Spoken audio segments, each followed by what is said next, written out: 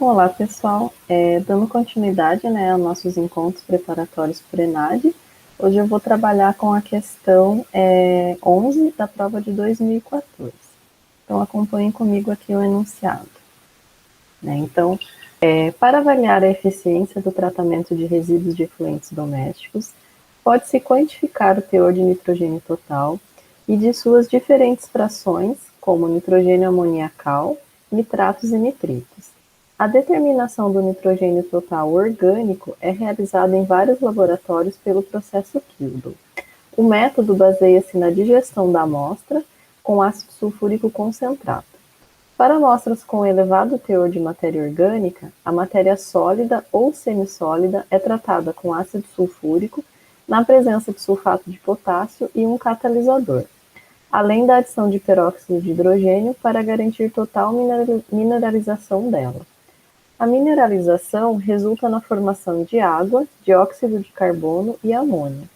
A amônia é fixada pelo ácido sulfúrico na forma de sulfato de amônio, sendo posteriormente destilada pela adição de uma base forte e recolhida em excesso de ácido sulfúrico.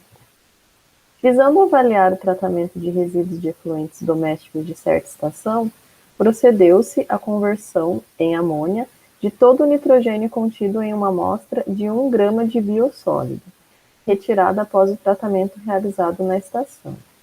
A amônia foi recolhida em 50 ml de uma solução de ácido sulfúrico, 0,01 mol por litro, sendo que o excesso de solução de ácido sulfúrico consumiu 10 ml de solução de hidróxido de sódio, 0,2 mol por litro. Considerando que nitrogênio igual a 14, hidrogênio igual a 1, oxigênio igual a 16 e enxofre igual a 32, o teor total de nitrogênio nessa amostra é B. Então, o que acontece, né, nesse método Kildo? A determinação de nitrogênio ela é realizada através de 3 etapas. Né? Então, primeiro temos a etapa de digestão, seguida de uma etapa de destilação e, por último, uma titulação. Então, na etapa de digestão, né, então a gente vai utilizar aqui um tubo de proteína, né, ele tem um formato aqui de um tubo de ensaio, mas na verdade ele é um tubo específico para ser utilizado nessa análise, né, porque requer que seja feito de um material especial que alguém aguente altas temperaturas. Então, o exercício forneceu a informação de que vai ser utilizado 1 grama de biossólido, né, e que vai acontecer a digestão dessa amostra utilizando ácido sulfúrico, sulfato de sódio e catalisadores. Então, esse tubo é colocado aqui nesse bloco digestor, que é colocado aqui para ser aquecido, né, sendo que no final do processo a temperatura chega a até 400 graus. Ao longo do processo, né, em determinada etapa do processo, observa-se, né, o processo de carbonização da matéria orgânica, né, então apresenta essa coloração escura. E no final do processo, a gente tem como produto aqui uma solução de NH4, SO4, né, de sulfato de amônio. Então, esse processo de digestão, ele leva à mineralização da amostra, onde é formado vapor de água, CO2, né, que são liberados na forma de vapor, então essa reação ela tem que ser realizada dentro de uma capela, e a amônia, que é fixada na forma de sulfato de amônio, né, que é essa solução final aqui. Essa solução final, então, segue para a etapa de destilação. Então, a grande maioria dos laboratórios que trabalha com análise de nitrogênio, né, seja para análise com um foco na área ambiental ou na análise de alimentos, utiliza, né, esse equipamento aqui, que é um destilador de nitrogênio. Então, como que ele funciona? Né, então, aquele tubo lá contendo aquela solução de sulfato de amônio, né, ele é colocado aqui nesse suporte. Aqui do lado, a gente tem uma mangueira, onde a gente vai ter a entrada de vapor de água, e esse vapor de água vai ser responsável por fazer o arraste da amônia, que vai ser produzida aqui nessa reação. E aqui em cima, nesse copo, a gente faz a adição da base, né, que é o hidróxido de sódio.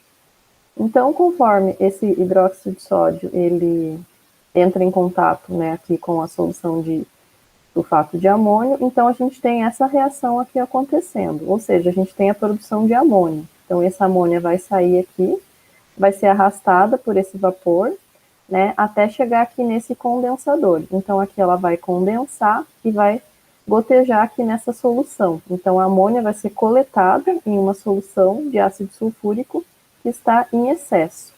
E o exercício forneceu a informação, né, de que foi utilizado 50 ml de ácido sulfúrico numa concentração de 0,1.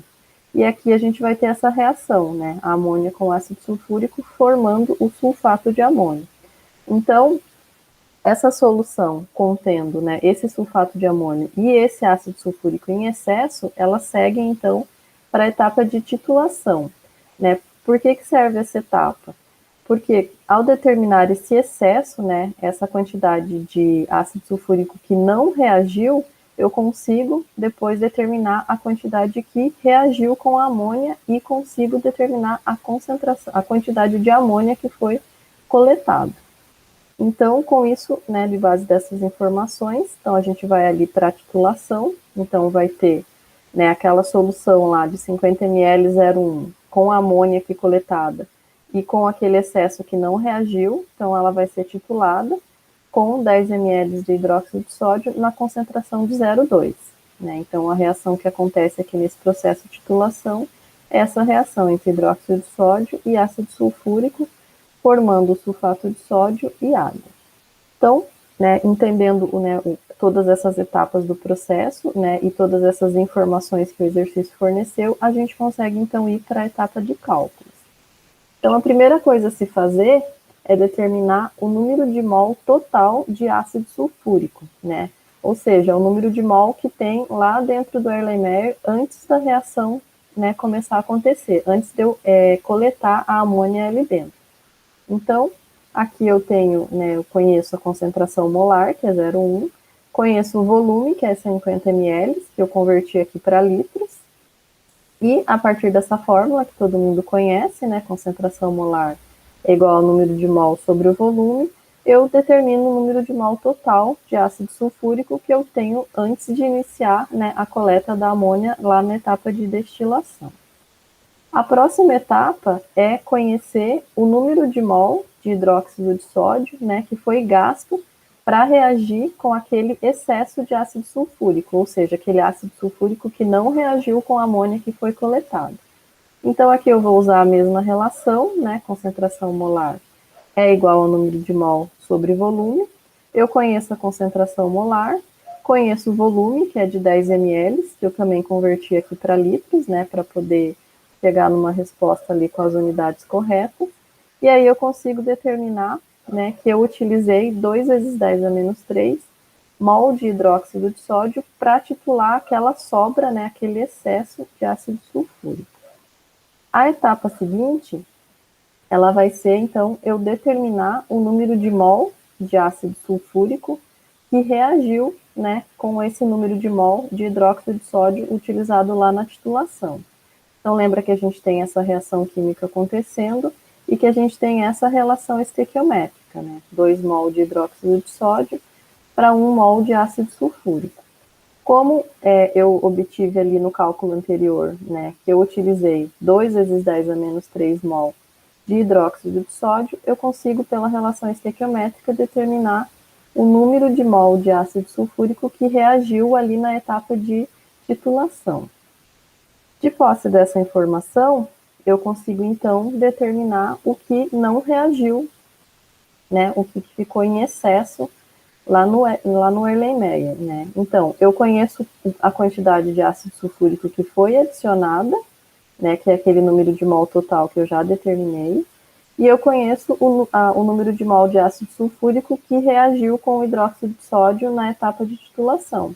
Então, subtraindo o total menos aquilo que eu titulei, eu consigo determinar o número de mol de ácido sulfúrico que reagiu com a amônia que foi coletada ali no processo de destilação. E aí eu consigo, então, conhecendo o número de mol de ácido sulfúrico que reagiu, eu consigo, né, por consequência, determinar o número de mol de amônia que chegou ali naquele Erlenmeyer. Né? Então, lembra que a reação tem a relação estequiométrica de 2 mols de amônia para 1 mol de ácido sulfúrico. Então, através aqui de uma regra de 3, né, eu consigo determinar o número de mol de amônia que chegou ali no Erlenmeyer, ou seja, o número de mol de amônia que foi convertido, né?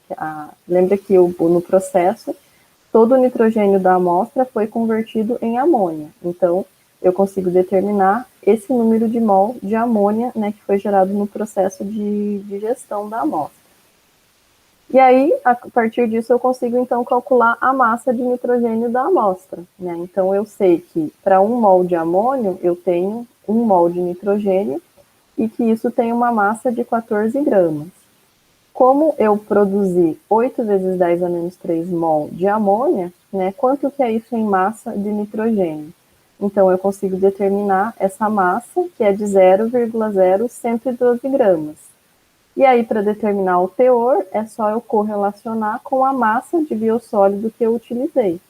O exercício também forneceu que é uma massa de 1 grama. Então, 1 grama de biossólido representa 100%.